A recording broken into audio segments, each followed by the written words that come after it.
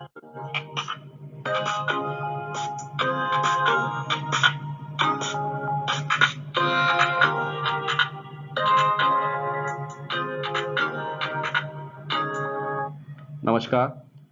आज की इस वीडियो में ह्यूमन रिप्रोडक्शन के अंतर्गत पार्चुरिशन एवं लैक्टेशन, पार्चुरिशन एंड लैक्टेशन या जिसको हम प्रसव एवं दुग्ध स्रावण कहते हैं, इसके बारे में, इस महत्वपूर्ण विषय के बारे में आवश्यक जानकारी हासिल करेंगे।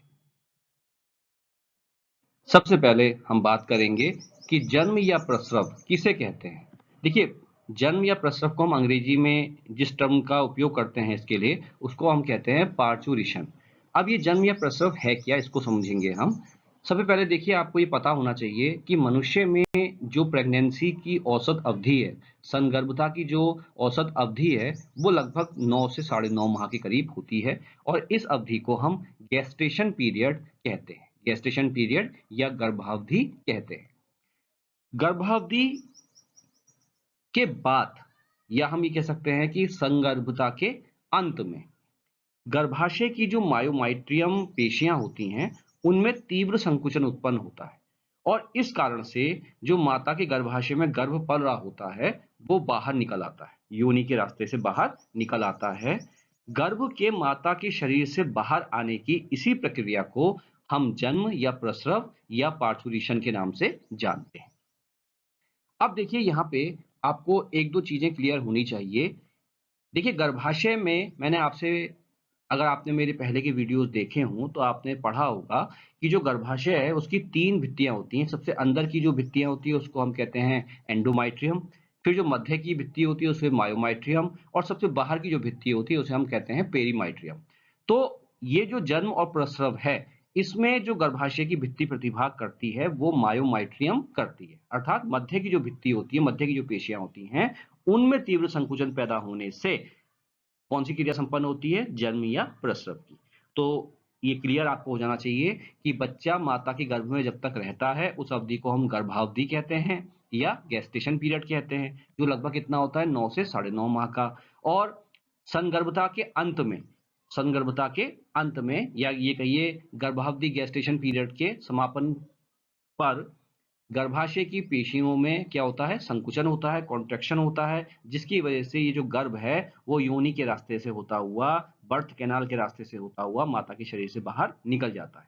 और गर्भ के माता के शरीर से बाहर निकलने की क्रिया को ही हम क्या कहते हैं, शिशु का जन्म या प्रसव होना। देखिए, ये जो प्रसव की क्रिया है, ये एक बहुत ही जटिल क्रिया है। अभी आप आगे पढ़ेंगे, ये एक बहुत जटिल क्रिया है और ये एक न्यूरो एंडोक्राइन प्रोसेस है, तंत्री अंतःस्रावी प्रोसेस है, क्योंकि इस क्रिया में अनेक हार्मोन्स का कंट्रोल होता है। तो एक-एक करके हम इसको समझेंगे, लेकिन इतना आप समझ लीजिए कि ये एक बहुत ही जटिल प्रोसेस है और इस वीडियो में हम इसी प्रोसेस को समझने का प्रयास करेंगे। अब हम बात करते हैं कि ये संगर्भता के अंत में जो प्रसव की क्रिया हो रही है, ये प्रसव की क्रिया किस प्रकार से कंट्रोल होती है, किस प्रकार से नियंत्रित होती है। देखिए, प्रेगनेंसी पीरियड में जो भ्रूण माता के गर्भ में होता है, जब प्रेगनेंसी पीरियड समाप्ति की ओर होती है, अंत में होती है, एंड में होती है, तो ये भ्रूण जो है कॉर्टिसोल हार्मोन के स्रावण को क्या करता है, अचानक बढ़ा देता है। जो भ्रूण एम्ब्रायो है माता के गर्भ में, ये अचानक क्या करता है, कॉर्टिसोल हार्मोन के स्रावण को क्या कर देता है, बढ़ा देता है। और ये जो कॉर्टिसोल का बढ़ा हुआ स्रावण है, ये एक सिंबल है कि गर्भ का माता के गर्भाशय में रहने की जो अवधि है वो क्या हो गई है, पूर्ण हो गई है। प्रेगनेंसी की अवधि क्या हो गई है, पूर्ण हो गई है। और जैसे ही कॉर्टिसोल का लेवल बढ़ता है, अपरा को ये कॉर्टिसोल इंड्यूस करता है, प्रेरित करता है कि वो एस्ट्रोजन हार्मोन के स्रावों को क्या कर दे, बढ़ा दे। देखिए, आपको मैंने बताया था लास्ट वीडियो में कि अपरा या प्लेसेंटा द्वारा हार्मोनों का स्रावण किया जाता है, जिसमें 2 हार्मोन मैंने आपको बताए थे, एस्ट्रोजन और प्रोजेस्टेरोन। इन हार्मोन्स का स्रावण भी प्लेसेंटा के द्वारा किया जाता है। तो अपरा जो है, एस्ट्रोजन जो हार्मोन है उसका स्रावण अचानक बढ़ा देती है, क्योंकि कार्टिसोल जो बढ़ा लेवल है कार्टिसोल का, वो अपरा को प्रेरित करता है, इंड्यूस करता है कि वो एस्ट्रोजन के लेवल को क्या कर दे, बढ़ा दे, एस्ट्रोजन के स्रावण को बढ़ा दे।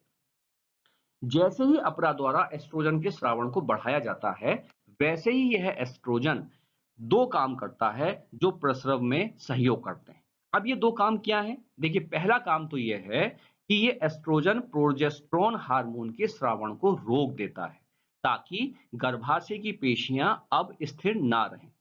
आपको ये मैं स्पष्ट बता दूं कि देखिए, जब तक ये प्रेगनेंसी पीरियड चलता है, ये 9 से साढ़े 9 माह का पीरियड चलता है, तब तक प्रोजेस्टेरोन का लेवल हाई रहता है। और प्रोजेस्टेरोन का मुख्य कार्य क्या है कि ये गर्भाशय की पेशियों में किसी भी प्रकार का कोई संकुचन नहीं होने देता। ये गर्भाशय की पेशियों को क्या रखता है? रिलैक्स रखता है। क्यों रखता है? क्योंकि अगर प्रेगनेंसी पीरियड के दौरान गर्भाशय की पेशियों में थोड़ी-सी भी संकुचनशीलता हुई, वो रिलैक्स नहीं हुई, तो गर्भ में पल रहा हुआ बच्चा क्या होगा? समय से पहले ही गर्भ से बाहर आ जाएगा और जिसको हम क्या कहेंगे? एबॉर्शन कहेंगे, गर्भपात कहेंगे। तो पूरे 9 से साढ़े 9 माह तक प्रोजेस्टेरोन हार्मोन क्या करता है? गर्भाशय की भित्तियों को रिलैक्स रखता है ताकि गर्भ बना रहे। लेकिन जैसे ही प्रेगनेंसी का अंत आता है, एस्ट्रोजन की जो बढ़ी हुई मात्रा है, वो इस प्रोजेस्टेरोन हार्मोन के स्रावण को क्या कर देती है? रोक देती है। और जैसे ही प्रोजेस्टेरोन हार्मोन का स्रावण रुकता है, तो जो गर्भाशय की पेशियां हैं, अब रिलैक्स मोड पे नहीं रह सकती। आपकी बात समझ में आ रही है? एस्ट्रोजन ने क्या किया? प्रोजेस्टेरोन की मात्रा को क्या कर दिया? रोक दिया, श्रावण को रोक दिया, ताकि गर्भाशय की पेशियां अब जो है रिलैक्स मोड पे ना रहें। क्योंकि अब उनको क्या होना है? गर्भाशय की पेशियों को संकुचित होना है, क्योंकि अब बच्चे का जन्म होना है और गर्भाशय की पेशियों को संकुचित होना है ताकि गर्भ आसानी से बाहर आ सके। तो इसलिए अब प्रोजेस्टेरोन का श्रावण क्या करता है? एस्ट्रोजन रोक देता है। अगर आप इस डायग्राम में भी देखें, तो ये मैंने आपको बताया है। देखिए, प्लेसेंटा द्वारा प्रोजेस्टेरोन का भी श्रावण हुआ, एस्ट्रोजन का भी श्रावण हुआ। और प्रोजेस्टेरोन का काम क्या बताया मैंने आपको कि ये यूटेराइन कॉन्ट्रैक्शन को, गर्भाशय के संकुचन को क्या करता है? रोकता है। ये इसका काम है। लेकिन जैसे ही एस्ट्रोजन की मात्रा बढ़ती है, एस्ट्रोजन इनहिबिट करता है, रोकता है प्लेसेंटा को कि अब वो प्रोजेस्टेरोन का श्रावण बंद कर दे, क्योंकि अब यूटेराइन का कॉन्ट्रैक्शन होना आरंभ होगा। देखिए, एस्ट्रोजन का दूसरा काम क्या है? एस्ट्रोजन का दूसरा काम ये है कि ये गर्भाशय की भित्ति में जो ऑक्सीटोसिन रिसेप्टर्स होते हैं, उनको एक्टिवेट कर देता है। ये एस्ट्रोजन क्या करता है? जो गर्भाशय की भित्ति में क्या होते हैं? ऑक्सीटोसिन रिसेप्टर्स होते हैं, उनको क्या कर देता है? प्रेरित कर देता है। और इसके साथ-साथ यह पिट्यूटरी ग्रंथि को इंड्यूस करता है कि वो ऑक्सीटोसिन हार्मोन का स्रावण करना आरंभ करे। देखिए, रिसेप्टर जो हैं, जो मैंने आपसे कहा गर्भाशय की भित्ति में रिसेप्टर पाए जाते हैं, वो एक्टिवेट होते हैं। ये इसलिए एक्टिवेट होते हैं ताकि वो ऑक्सीटोसिन हार्मोन के स्रावण को एक्सेप्ट करे, उसके प्रभाव को समझे और गर्भाशय की भित्तियों में क्या करे? संकुचन पैदा करे। ठीक है? तो गर्भाशय की भित्ति में जो रिसेप्टर्स होते हैं, वो एक्टिवेट हो जाते हैं ताकि वो ऑक्सीटोसिन के आदेश को मानते हुए क्या करेंगे? गर्भाशय की भित्ति में संकुचन पैदा करेंगे। तो एस्ट्रोजन ने पहला काम तो मैंने आपको बता दिया कि प्रोजेस्टेरोन के लेवल को क्या कर दिया? रोक दिया, प्लेसेंटा को रोक दिया कि अब वो प्रोजेस्टेरोन का स्रावण बंद कर दे। और दूसरा काम क्या किया? उसने गर्भाशय की भित्ति में जो ऑक्सीटोसिन रिसेप्टर हैं, उनको एक्टिवेट कर दिया। और साथ ही साथ इसने क्या किया? जो पिट्यूटरी ग्रंथि है, उस पिट्यूटरी ग्रंथि को प्रेरित किया कि वो एक हार्मोन का स्रावण करे, जिसको हमने क्या कहा था? ऑक्सीटोसिन। आप डायग्राम में देखिए, एस्ट्रोजन ने क्या किया? इंड्यूस किया ऑक्सीटोसिन रिसेप्टर्स को। और ऑक्सीटोसिन रिसेप्टर्स कहाँ है? यूटेरस वॉल में है, गर्भाशय की भित्ति में है। और साथ-साथ एस्ट्रोजन ने क्या किया? प्रमोट किया, प्रेरित किया पिट्यूटरी ग्रंथि को कि वो ऑक्सीटोसिन हार्मोन का स्रावण शुरू कर दे। अब देखिए, जैसे ही एस्ट्रोजन ने प्रमोट किया पिट्यूटरी ग्रंथि को, तो भ्रूण की पिट्यूटरी ग्रंथि, जो एम्ब्रायो है उसकी पिट्यूटरी ग्रंथि और साथ-साथ माता की पिट्यूटरी ग्रंथि, दोनों ऑक्सीटोसिन हार्मोन का स्रावण आरंभ कर देते हैं। एस्ट्रोजन ने क्या किया? इंड्यूस किया पिट्यूटरी ग्रंथि को, चाहे वो भ्रूण की हो, चाहे वो माता की हो। ये पिट्यूटरी ग्रंथि दोनों की इंड्यूस हुई और इस पिट्यूटरी ग्रंथि ने क्या किया? ऑक्सीटोसिन नामक हार्मोन का स्रावण आरंभ कर दिया। जैसे ही ये ऑक्सीटोसिन हार्मोन का स्रावण शुरू हुआ, इसे किसने स्वीकार किया? गर्भाशय में मौजूद गर्भाशय के जो रिसेप्टर्स हैं, ऑक्सीटोसिन रिसेप्टर्स हैं, उन्होंने इसे स्वीकार किया और गर्भाशय की पेशियों में संकुचन आरंभ कर दिया। इसके साथ-साथ ये जो ऑक्सीटोसिन है, ये एक काम और करता है। एक तो क्या किया ऑक्सीटोसिन ने? जैसे ही निकला, इसने यूटेरस वॉल में क्या किया? क्या किया? कॉन्ट्रैक्शन किया, संकुचन शुरू कर दिया। बहुत तीव्र गति से संकुचन शुरू कर दिया। इसके साथ-साथ ऑक्सीटोसिन ने एक काम और किया, उसने प्लेसेंटा को, उसने अपरा को प्रोस्टाग्लैंडिन नामक हार्मोन के स्रावण के लिए प्रेरित किया। देखिए, यहाँ पे लिखा हुआ है stimulate placenta to make prostaglandin. तो ऑक्सीटोसिन ने एक तो गर्भाशय की पेशियों में क्या किया? कॉन्ट्रैक्शन शुरू किया, संकुचन शुरू किया और साथ-साथ इसने प्लेसेंटा को प्रेरित किया कि वो प्रोस्टाग्लैंडिन का स्रावण शुरू करे। क्योंकि ये जो प्रोस्टाग्लैंडिन है, ये भी गर्भाशय की पेशियों में, गर्भाशय की भित्ति में संकुचन में सहयोग करता है। तो यहाँ पे क्लियर आपका हो गया होगा। पहला काम मैंने आपको क्या कहा कि एस्ट्रोजन ने क्या किया, प्लेसेंटा को रोका, इनहिबिट किया कि वो प्रोजेस्टेरोन का स्रावण रोक दे, क्योंकि प्रोजेस्टेरोन क्या करता है, गर्भाशय की भित्तियों को रिलैक्स मोड में रखता है। और अब गर्भाशय की भित्तियों को क्या होना है, संकुचित होना है, बच्चा पैदा होना है, संकुचन करना है। तो इसीलिए एस्ट्रोजन ने क्या किया, प्रोजेस्टेरोन के स्रावण को रोक दिया। दूसरा काम क्या किया, इसने यूटेराइन वॉल की जो रिसेप्टर्स हैं ऑक्सीटोसिन उनको एक्टिवेट किया। तीसरे क्या किया लगे हाथ, उसने पिट्यूटरी ग्रंथि को क्या किया, प्रेरित किया कि वो कौन सा हार्मोन स्रावित करे, ऑक्सीटोसिन। और जैसे ही ऑक्सीटोसिन हार्मोन स्रावित हुआ, ऑक्सीटोसिन ने अपना महत्वपूर्ण काम निभाया, उसने गर्भाशय की पेशियों में क्या किया, तीव्र गति से संकुचन आरंभ कर दिया। साथ साथ अपने सहयोग के लिए उसने अपरा से कहा कि वो प्रोस्टाग्लैंडिन का स्रावण भी आरंभ कर दे, और ये प्रोस्टाग्लैंडिन भी इस गर्भाशय के संकुचन में सहयोग करता है। देखिए, एक बहुत महत्वपूर्ण जानकारी जो आपको होनी चाहिए, जो भी हार्मोन सामान्यतः शरीर से निकलते हैं, वो ऋणात्मक फीडबैक देते हैं, नेगेटिव फीडबैक देते हैं या ऋणात्मक प्रतिक्रिया देते हैं। इसका मतलब क्या है? इसका मतलब यह है कि यदि कोई हार्मोन की मात्रा शरीर में बढ़ जाती है, तो वो हार्मोन अपने स्वयं के उत्पादन को क्या कर देता है? रोक देता है। वो बता देता है कि भाई शरीर को जितना हार्मोन चाहिए था उतना निकल चुका है, अब और प्रोडक्शन उस हार्मोन का रोक दो। अर्थात प्रोडक्ट जो हार्मोन है वो अपने ही प्रोडक्शन को क्या कर देता है, रोक देता है। तो इसको हम कहते हैं नेगेटिव फीडबैक या ऋणात्मक प्रतिक्रिया। इस डायग्राम के माध्यम से आप थोड़ा सा समझने का प्रयास करेंगे। देखिए, जैसे यहाँ पे अगर आप देखें तो आप जानते हैं कि पिट्यूटरी ग्रंथि द्वारा फॉलिकल स्टिमुलेटिंग हार्मोन निकाला जाता है, और ये फॉलिकल स्टिमुलेटिंग हार्मोन क्या करता है, फॉलिकल्स के ग्रोथ को कंट्रोल करता है, ग्राफिन फॉलिकल्स के डेवलपमेंट को कंट्रोल करता है। और जैसे ही ये ग्राफिन फॉलिकल्स डेवलप होती हैं, ये क्या निकालती हैं, एस्ट्रोजन हार्मोन निकालती हैं। एस्ट्रोजन हार्मोन का जैसे लेवल बढ़ता है, एस्ट्रोजन हार्मोन का जैसे लेवल बढ़ता है, तो ये शो होता है कि इसका मतलब जो फॉलिकल्स हैं उनका डेवलपमेंट हो गया। भाई फॉलिकल्स का डेवलपमेंट हो गया तभी तो एस्ट्रोजन हार्मोन निकल रहा है। तो ये एस्ट्रोजन क्या करता है, फॉलिकल स्टिमुलेटिंग हार्मोन के जो सिक्रीशन है उसको क्या कर देता है, रोक देता है। तो यहां अगर आप देखें तो एस्ट्रोजन ने क्या किया, फॉलिकल स्टिमुलेटिंग हार्मोन के प्रभाव को क्या कर दिया, रोक दिया। क्यों रोक दिया, क्योंकि फॉलिकल स्टिमुलेटिंग हार्मोन क्यों निकला, ताकि फॉलिकल्स का ग्रोथ हो। फॉलिकल्स ग्रोथ होके क्या निकालती है, एस्ट्रोजन। तो अगर एस्ट्रोजन निकल रहा है तो इट मींस इसका क्या मतलब निकलता है, क्या सिंबल जाता है कि फॉलिकल्स की ग्रोथ हो चुकी है। इसका मतलब अब फॉलिकल स्टिमुलेटिंग हार्मोन की कोई आवश्यकता नहीं है।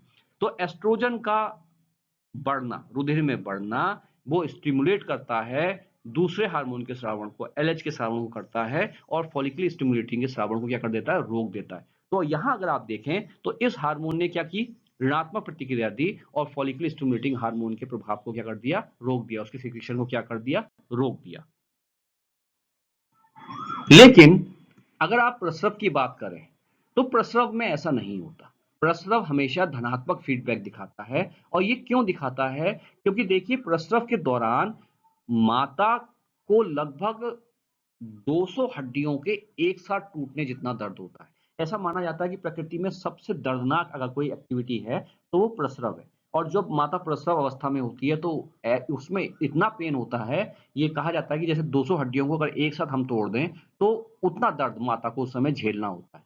अब अगर इतना ये दर्द, प्रसव का ये दर्द लंबे समय तक चलेगा तो क्या होगा, प्रॉब्लम क्रिएट होगी, परेशानी होगी, माता डिलीवर नहीं कर पाएगी बच्चे को। तो ये व्यवस्था होती है शरीर में कि ये प्रसव की जो अवधि है कम से कम हो, जल्दी से जल्दी बच्चा माता के गर्भ से बाहर निकल जाए। और इसीलिए गर्भाशय का जब संकुचन होता है तो वो धनात्मक फीडबैक देता है, धनात्मक प्रतिक्रिया देता है। अर्थात कैसे देता है, अब आप इसको समझने का प्रयास करेंगे। देखिए, जैसे जैसे गर्भाशय का संकुचन बढ़ता है, जैसे जैसे गर्भाशय में कॉन्ट्रैक्शन बढ़ता है, वैसे वैसे पिट्यूटरी ग्रंथि को यह संदेश जाता है कि वे और अधिक ऑक्सीटोसिन हार्मोन का स्रावण करे, ताकि प्रसव की प्रतिक्रिया क्या हो, प्रसव की प्रक्रिया क्या हो, जल्द से जल्द संपन्न हो। अब यहाँ पे आप देखिए, गर्भाशय का संकुचन, गर्भाशय के संकुचन के लिए जिम्मेदार ऑक्सीटोसिन हार्मोन के स्रावण को क्या कर रहा है, और बढ़ा रहा है। जितना ज्यादा गर्भाशय का संकुचन होगा उतना ही ज्यादा पिट्यूटरी ग्रंथि ऑक्सीटोसिन हार्मोन के स्रावण को प्रेरित करेगी। तो यहाँ पे अगर हम देखते हैं तो यहाँ पे गर्भाशय का संकुचन क्या प्रदर्शित करता है, धनात्मक प्रतिक्रिया प्रदर्शित करता है। यहां आपको यह भी ध्यान रखना है कि ऑक्सीटोसिन हार्मोन गर्भाशय का संकुचन तो बढ़ा ही रहा है, साथ साथ में मैंने आपको बताया था कि वो प्लेसेंटा से प्रोस्टाग्लैंडिन के स्रावण को भी बढ़ाता है। और प्रोस्टाग्लैंडिन भी क्या काम करता है? गर्भाशय के संकुचन को बढ़ाता है। आप इस डायग्राम के माध्यम से समझने का प्रयास कीजिए। देखिए, ऑक्सीटोसिन हार्मोन जो कहाँ से निकलता है, मैंने आपको बताया था कि वो भ्रूण की पिट्यूटरी ग्रंथि और माता की पिट्यूटरी ग्रंथि दोनों ग्रंथियों से निकलता है। और पिट्यूटरी ग्रंथि के भी 2 भाग होते हैं, एक अग्रभाग, एक पश्च भाग। तो ये पश्च पिट्यूटरी भाग से निकलता है और ये ऑक्सीटोसिन हार्मोन 2 काम करता है। एक तो यूटेरस में कॉन्ट्रैक्शन, संकुचन को बढ़ावा देता है और दूसरा क्या करता है? प्लेसेंटा से कहता है कि वो प्रोस्टाग्लैंडिन का स्रावण शुरू करे। और प्रोस्टाग्लैंडिन भी वही काम करता है, क्या करता है? कॉन्ट्रैक्शन को, यूटेरस के कॉन्ट्रैक्शन को क्या करता है? बढ़ाता है। अब देखिए, जैसे ही यूटेरस का कॉन्ट्रैक्शन बढ़ता है, जैसे ही यूटेरस में गर्भाशय में संकुचन बढ़ता है, तो यहां से एक मैसेज जा रहा है किसको? पिट्यूटरी ग्रंथि को, कि वो ऑक्सीटोसिन का हार्मोन का स्रावण और बढ़ा दे। तो ये फीडबैक कैसा है? पॉजिटिव फीडबैक है। गर्भाशय में संकुचन हुआ और संकुचन ने ही पिट्यूटरी ग्रंथि को मैसेज दे दिया कि हमें और ऑक्सीटोसिन हार्मोन की आवश्यकता है, हमें प्रस्राव को जल्द से जल्द समाप्त करना है, हमें और संकुचन होना है, जल्दी जल्दी संकुचन होना है, अतः ऑक्सीटोसिन का और अधिक स्रावण शुरू करो। तो यहाँ पे आप देखिए कि गर्भाशय ने अपने संकुचन के लिए आवश्यक ऑक्सीटोसिन और प्रोस्टाग्लैंडिन हार्मोन को और अधिक सिक्रीट होने के लिए क्या किया? प्रेरित किया। इसलिए ये जो आपका प्रस्राव की क्रिया है, ये पॉजिटिव फीडबैक प्रदर्शित करती है। अब यहाँ पे देखिए, जब ये संकुचन जल्दी-जल्दी होने लगेगा, ज़्यादा से ज़्यादा ऑक्सीटोसिन और प्रोस्टाग्लैंडिन हार्मोन स्रावित होगा, जल्दी-जल्दी गर्भाशय में संकुचन होगा, तो शीघ्र ही जो गर्भ है, जिसने अपना प्रेगनेंसी पीरियड पूरा कर लिया है, संगर्भता की अवधि पूरी कर ली है, वो गर्भ माता की योनि से होते हुए शरीर से बाहर आ जाता है। और थोड़े समय के बाद माता के गर्भ से जैसे ही शिशु बाहर निकलता है, उसके कुछ समय के बाद जो अपरा है, वो भी गर्भाशय से बाहर आ जाती है और इस प्रकार से शिशु का जन्म होता है। अब हम बात करते हैं दुग्ध श्रावण की। अब देखिए, माता का प्रसव हो चुका है, बच्चा पैदा हो चुका है और अब बच्चे को डेवलपमेंट के लिए आवश्यकता है माता के दूध की। ऐसा माना जाता है कि माता को जन्म के 6 माह तक बच्चे को सिर्फ अपना दूध पिलाना चाहिए और कोई भी भोजन कराने की आवश्यकता नहीं है। माता का दूध सबसे उत्कृष्ट पोषक पदार्थ है बच्चे के लिए। और ये जो दूध है माता का, ये सिर्फ बच्चे का पोषण नहीं करता, अपितु ये माना जाता है कि जब माता अपने बच्चे को अपनी स्तन ग्रंथियों से दूध पिलाती है, तो सिर्फ बच्चे का पोषण ही नहीं होता, अपितु माता और शिशु के बीच में एक प्रेम का संबंध विकसित होता है। बच्चा अपनी माता के प्रति बिल्कुल डिपेंडेंट होता है, बच्चा माता के प्रति अपने अपार स्नेह को प्रदर्शित करता है। और इसलिए आपने देखा होगा कि हर बच्चा अपनी माँ से बेहद अटैच होता है और उसके पीछे ये दुग्ध, ये दूध की जो श्रावण की क्रिया है, दूध पीने की जो बच्चे की क्रिया है, ये बहुत महत्वपूर्ण रोल निभाती है। ये एक इमोशंस डेवलप करती है माता में शिशु के प्रति और शिशु में माता के प्रति। जैसा मैंने आपको बताया था कि प्रसव की घटना जो है वो भी एक धनात्मक फीडबैक है, उसी प्रकार से दूध श्रावण की जो घटना है, ये भी एक धनात्मक फीडबैक देती है, एक धनात्मक प्रतिक्रिया देती है। कैसे? इसे समझने की आवश्यकता है। अभी धीरे-धीरे आप समझेंगे इसको। आपने देखा होगा कि शिशु के रोने मात्र से, जब बच्चा पैदा होने के बाद रोता है या जब भी बच्चा रोता है या बच्चा माता की जब निप्पल को चूसता है, तो माता में संवेदना डेवलप हो जाती है। अब आप देखिए ये संवेदना कितनी महत्वपूर्ण है, कितनी पावरफुल है कि बच्चे के रोने मात्र से माता को एहसास हो जाता है कि बच्चा भूखा है। और बच्चे के रोते ही या बच्चे के निप्पल को मुँह में लेते ही माता का जो हाइपोथैलेमस है वो क्या हो जाता है? सक्रिय हो जाता है और ये हाइपोथैलेमस का सक्रिय होना दुग्ध श्रावण के लिए बेहद इंपॉर्टेंट है। इसको आपको समझना पड़ेगा। देखिए हाइपोथैलेमस जो है पिट्यूटरी ग्रंथि को कंट्रोल करता है। अगर आप इस डायग्राम में देखें तो ये पिट्यूटरी ग्रंथि दिखाई गई है। तो हाइपोथैलेमस का काम क्या है कि ये पिट्यूटरी ग्रंथि को कंट्रोल करता है। पिट्यूटरी ग्रंथि में 2 भाग होते हैं, एक कहलाता है अग्र पिट्यूटरी और एक कहलाता है पश्च पिट्यूटरी। हाइपोथैलेमस जो है वो कुछ रिलीजिंग फैक्टर या कुछ इनहिबिटिंग फैक्टर्स को डेवलप करता है और ये फैक्टर्स जो हैं हाइपोथैलेमस से जाते हैं कहाँ पे? अग्र पिट्यूटरी में। कहाँ पे जाते हैं? अग्र पिट्यूटरी में जाते हैं। दोबारा से समझ लीजिए, हाइपोथैलेमस क्या करता है? कुछ रिलीजिंग फैक्टर या कुछ इनहिबिटर फैक्टर्स को डेवलप करता है और ये फैक्टर हाइपोथैलेमस से कहाँ जाते हैं? माता के अग्र पिट्यूटरी भाग में जाते हैं। और ये अग्र पिट्यूटरी भाग हाइपोथैलेमस के इन्हीं हार्मोन्स के कारण से, रिलीजिंग फैक्टर, मुक्त कारक या अवरोधक कारक के कारण से क्या होते हैं? नियंत्रित होते हैं। ये जो अग्र पिट्यूटरी ग्रंथि है, ये एक हार्मोन को सिक्रीट करती है जिसको हम कहते हैं क्या? Prolactin hormone. तो आप ये समझ रहे होंगे कि हाइपोथैलेमस जब मुक्त कारक को डेवलप करता है, तो अग्र पिट्यूटरी किसका स्रावण करती है? प्रोलैक्टिन हार्मोन का स्रावण करती है। और अगर हाइपोथैलेमस अवरोधक कारक का स्रावण शुरू कर देगा, तो क्या होगा कि ये अग्र पिट्यूटरी प्रोलैक्टिन हार्मोन का स्रावण क्या कर देगी? बंद कर देगी। तो हाइपोथैलेमस जब सक्रिय हो जाता है, हाइपोथैलेमस जब एक्टिवेट हो जाता है, तो वो क्या करता है? प्रोलैक्टिन रिलीजिंग हार्मोन, मुक्त कारक या रिलीजिंग फैक्टर जिसको मैं कह रहा हूं, ये प्रोलैक्टिन रिलीजिंग हार्मोन को सिक्रीट करता है। और ये प्रोलैक्टिन रिलीजिंग हार्मोन जो है कहां पहुंचता है? अग्र पिट्यूटरी ग्रंथि। आप कंफ्यूज मत कीजिएगा, प्रोलैक्टिन रिलीजिंग हार्मोन जो ये पीआरएच मैंने शॉर्टकट में लिखा है, प्रोलैक्टिन रिलीजिंग हार्मोन अर्थात प्रोलैक्टिन मुक्त कारक हार्मोन ही हुआ। रिलीजिंग हार्मोन मतलब जो रिलीज करने में सहयोग करे। तो हाइपोथैलेमस ने क्या किया? प्रोलैक्टिन रिलीजिंग हार्मोन स्रावित किया। जैसे ही वो बच्चा को रोता हुआ देखा मां ने, तो वैसे ही उसके हाइपोथैलेमस ने पीआरएच का सिक्रीशन किया। पीआरएच कहां पहुंचा? अग्र पिट्यूटरी ग्रंथि में पहुंचा और इसने क्या किया? प्रोलैक्टिन हार्मोन का स्रावण शुरू कर दिया। ठीक है। अब यहीं पे दूसरा समझिए,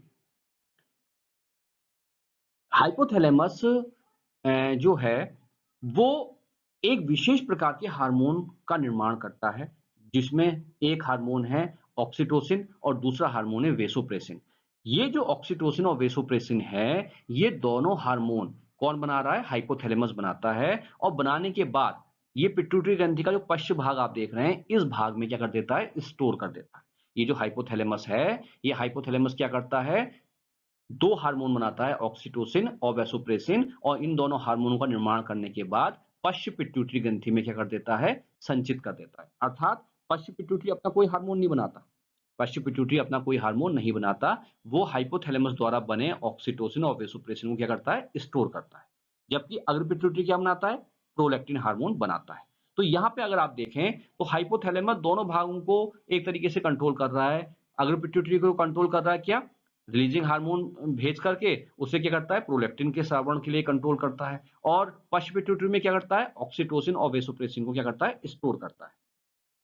जब बच्चा रोता है, जैसा मैंने आपसे कहा, या माता के निप्पल को चूसता है और हाइपोथैलेमस एक्टिवेट होता है, संवेदना प्राप्त करता है, तो वो तुरंत, जैसा मैंने आपको पहले ही बताया, कि प्रोलैक्टिन रिलीजिंग हार्मोन स्रावित करता है। वो अग्र पिट्यूटरी ग्रंथि में जाता है और अग्र पिट्यूटरी ग्रंथि प्रोलैक्टिन हार्मोन का स्रावण करती है। और ये प्रोलैक्टिन हार्मोन क्या करता है?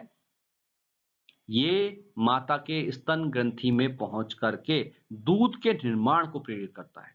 क्या करता है? मिल्क के प्रोडक्शन को क्या करता है? बढ़ाता है। दोबारा से समझ लीजिए, प्रोलैक्टिन हार्मोन जैसे ही माता की स्तन ग्रंथियों में जाता है, वो माता के दुग्ध निर्माण को, मिल्क प्रोडक्शन को क्या कर देता है? बढ़ा देता है। लेकिन जो पश्च भाग है, जो पश्च पिट्यूटरी भाग है, वो आपको मैंने बता दिया, पश्च पिट्यूटरी भाग में क्या है? हाइपोथैलेमस द्वारा बना हुआ ऑक्सीटोसिन और वेसोप्रेसिन हार्मोन है।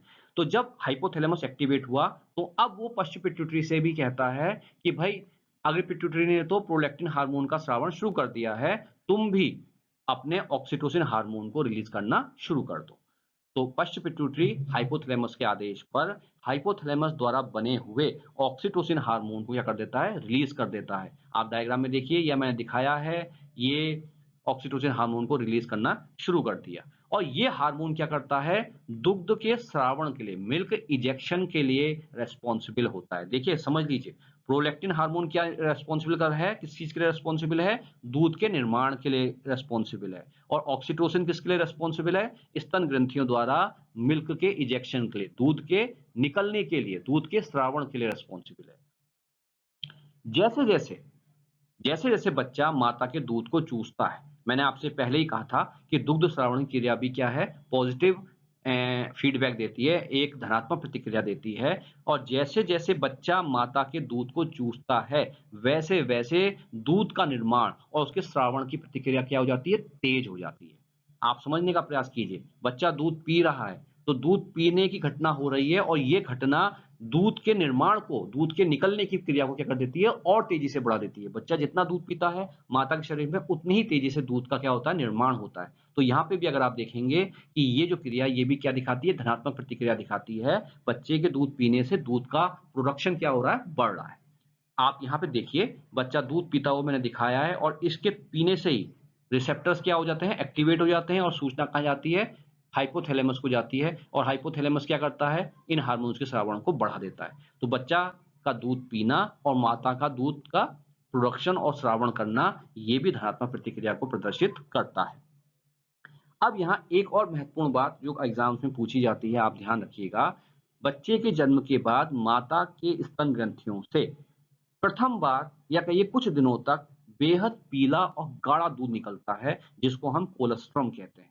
और ये जो कोलेस्ट्रम है, ये पोषक पदार्थों से भरा होता है और साथ-साथ इसमें एंटीबॉडीज पाई जाती हैं। देखिए, जब बच्चा माता के गर्भ में होता है, तो अपरा द्वारा माता के रुधिर से उसको एंटीबॉडीज दी जाती हैं ताकि माता के गर्भ में बच्चा क्या रहे, सुरक्षित रहे। लेकिन अब बच्चा जन्म ले चुका है, बच्चा पैदा हो चुका है और अब बच्चे को बाहर के वातावरण से लड़ने के लिए भी प्रोटेक्शन चाहिए। और ये बच्चा इतना छोटा है कि उसका अपना जो तंत्र है बाहरी वातावरण से लड़ने का, वो उतना विकसित नहीं है। तो इसी कोलेस्ट्रम के माध्यम से माता बच्चे को एंटीबॉडी सप्लाई करती है ताकि बच्चा जो है बाहरी रोगाणुओं से क्या हो सके, लड़ सके। और इसलिए कहा जाता है कि बच्चे के लिए माता का दूध बेहद आवश्यक है। बच्चे के स्वस्थ जीवन के लिए माता का ये दूध बेहद आवश्यक है।